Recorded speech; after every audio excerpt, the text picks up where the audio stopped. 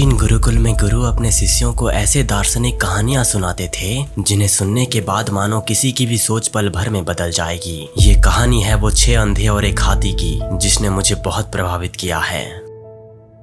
एक बार की बात है, 6 अंधे आदमी थे जिन्होंने हाथियों के बारे में सुना तो था, लेकिन उन्हें कभी महसूस नहीं किया था। एक दिन उन्हें बताया गया कि हाथी शहर में आए हैं और वो 6 अंधे आदमी ये खबर सुनकर बहुत उत्साहित हो गए थे कि वो जीवन में पहली बार किसी हाथी का अनुभव करेंगे। जैसे ही वो हाथी के पास पहुँचे, उन्होंने उसके अलग अलग हिस्सों को छूना शुरू कर दिया। पहले अंधे आदमी ने हाथी के सूंड को छुआ और कहा कि हाथी सांप की तरह होता है, ये बहुत लंबा और लचीला होता है। दूसरे अंधे आदमी ने हाथी के कान को छुआ और कहा कि नहीं, हाथी पंख की तरह होता है, ये सपाट और पतला होता है। तीसरे अंधे ने हाथी के पैर को छुआ और तर्क दिया, तुम दोनों गलत हो, अरे हाथी एक पेड़ के तने की तरह होता है, ये मोटा और मजबूत होता है। चौथे अंधे ने हाथी के बगल को छुआ और बोला कि हाथी दीवार की तरह होता है, ये बड़ा और मजबूत होता है। पांचवे अंधे ने हाथी के दांत को छूकर कहा कि नहीं, हाथी तो भाले की तरह होता है, ये नुकीला और बहुत नुकीला होता है। फिर छठे अंधे आदमी ने हाथी के पूंछ को छुआ और जोर देकर कहा कि तुम सब गलत समझ रहे हो, अरे हाथी तो रस्सी की तरह होता है, ये पतला और लचीला होता है।